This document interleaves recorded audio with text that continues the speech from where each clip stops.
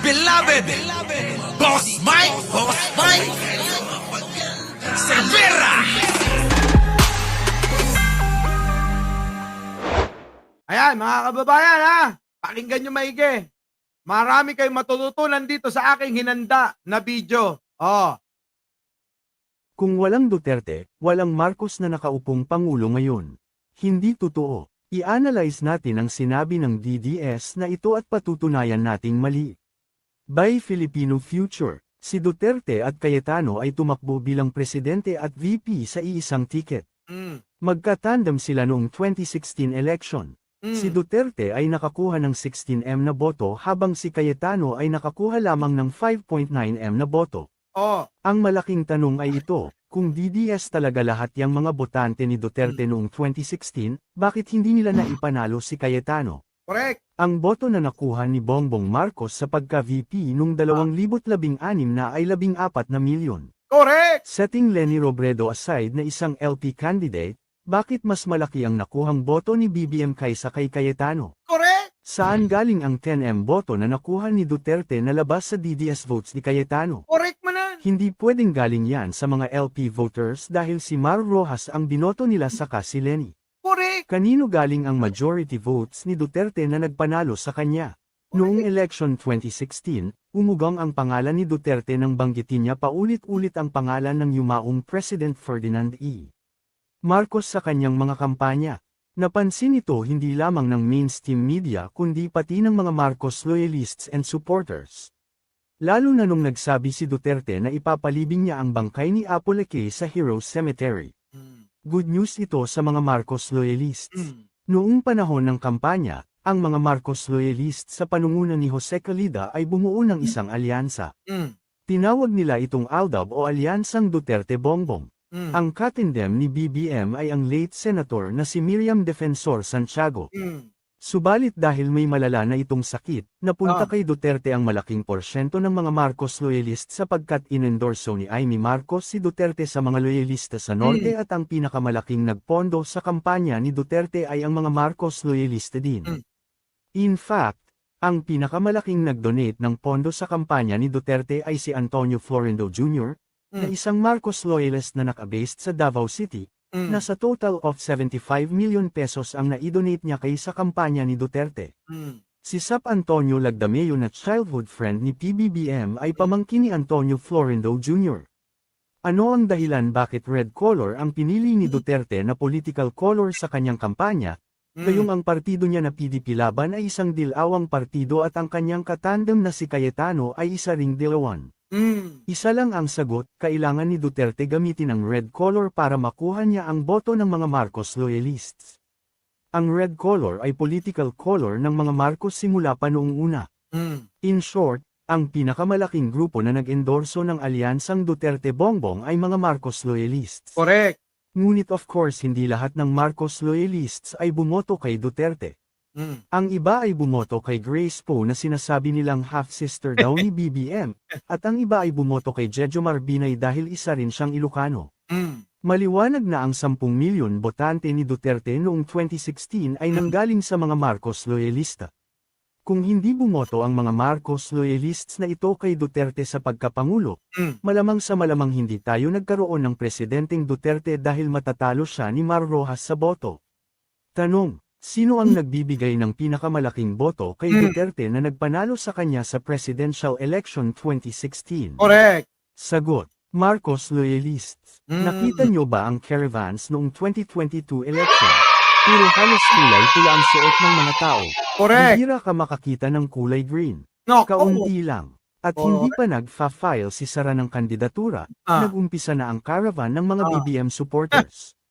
Nang makita ni Sara na napakaraming mga Pilipino na dumadalo sa caravans ni BBM, alam niya na hindi niya makukuha ang boto nila kapag lalaban siya kay BBM sa pagkapangulo. Correct. Kaya ang ginawa niya, nag-file siya bilang VP at hindi bilang presidente. Dito mauunawaan ng lahat na ang majority voters na bumoto kay Sara ay hindi DDS kundi mga Marcos loyalists and BBM supporters.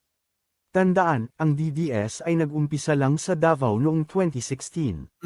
Pero ang Marcos loyalists nandyan na simula pa noong 1965. Kaya ang realidad ay hindi talaga mananalo ang mga Duterte kung hindi sila binoto ng mga Marcos loyalists. Correct! At ngayong eleksyon 2025 at 2028, hindi na nila kailanman makukuha ang sagradong boto ng mga Marcos loyalists dahil sa ginawa nilang mga pambababoy, panlalait, pang-aalipusta, Correct! at pagbabante sa pamilya Marcos, lalo na nung nagsalita si Sara na ipapahukay niya ang bangkay ni Apple Ake at ipapatapon sa WPS. Ang kawalang hiyaan, kawalang paggalang at delikadeza, at kabastusan ng babaeng ito ay lalong nagpa-discourage sa milyong-milyong Marcos loyalists na iboto siya sa susunod na halalan. Correct! Correct! Ang pambabastos nila sa mga Marcos ay nakapagbigay ng matinding sakit sa kalooban ng mga Marcos loyalists na silang silent majority voters sa Pilipinas. Correct man eh. Bakit umabot ng 30 milyon ang mga naitalang boto noong 2022? Oo! Sapagkat nang malaman ng mga Marcos loyalists na Marcos uli ang tatakbong presidente, nagdagsaan sa COMELEC ang mga matatagal nang hindi nagsisiboto para bumoto uli. Correct! Ayon sa COMELEC, ngayon lang nangyari sa kasaysayan ng eleksyon sa Pilipinas ang napakalaking porsyento ng voters turnout, o bilang ng mga bumoto. Correct! In short, mas maraming Pilipino ang nagmamahal sa pamilya Marcos kaysa Correct. sa mga Duterte minions. Correct! Correct! Kaya sorry na lang mga DDS, Ah. hindi na kayo mananalo. Correct! Sinira nyo na ang tiwala ng mga Marcos loyalists na Correct. nagpanalo sa mga iniidolo nyo. Correct! Sidekick question. Bakit hindi nanalo si BBM sa pagka-VP laban kay Leni noong 2016? Ang sagot, dinaya ang boto kaya kinintest ni BBM ang eleksyon sa kanyang finil na kaso sa SC. Correct! Nasa video na ito pinost ni BBM ang mga ebidensya ng dayaan na inignore ng mga justices sa SC tulad ni Leonen at kay Gioa ng mga anti-Marcos. Di ba? Yung sinasabi ko sa inyo na ipaliwanag ng lahat. Tinatanong nyo pa kung bakit natalo siya kay Lenny. Dinaya nga di ba? At nahuli na si Bautista. Di ba? Yung asawa mismo ni Bautista ang nagpatotoo. Nakakita ng bagbag na pera. Yun ang suhol ng Smartmatic sa kanya. Tandaan niyo yan, mga kababayan. Kung hindi dinaya si Ferdinand Marcos, abay, siya yung bise pero magaling. Magaling si bro. Sabi niya, anak, Bongbong Marcos, hindi ka pang vice-presidente. Sa susunod na halalan, pangpanguluhan, gagawin kitang presidente. Yan kasi ang dalangin ni Mike Cervera Alam mo naman yung anak ko na yun, si Mike Cervera, hindi ko matatanggihan Kita niyo mga kababayan. Diba? Nagkatotoo. Ay, punta kayo sa aking page. Mag-ano na rin kayo Mag-follow. Tignan niyo yung video ko. Anong sabi ko kay First Lady? Madam First Lady, sa susunod, next year, meron na tayong bagong presidente. Talon ng talon si First Lady nung sinabi ko yun. Bakit? Bakit mo nasabi yan? Ang hula ko nagkakatotoo. Lalo na yung panaginip ko. Sabi ni First Lady, managinip ka na lang. Ngayon, hindi na.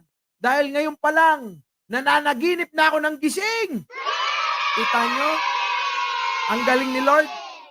Hindi siya pang vice-presidente. Ginawang presidente. Mahusay talaga, di ba? Sabing ganun, anak, hindi ka pang vice-presidente.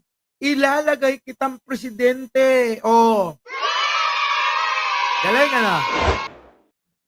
Our beloved Boss Mike, Boss Mike.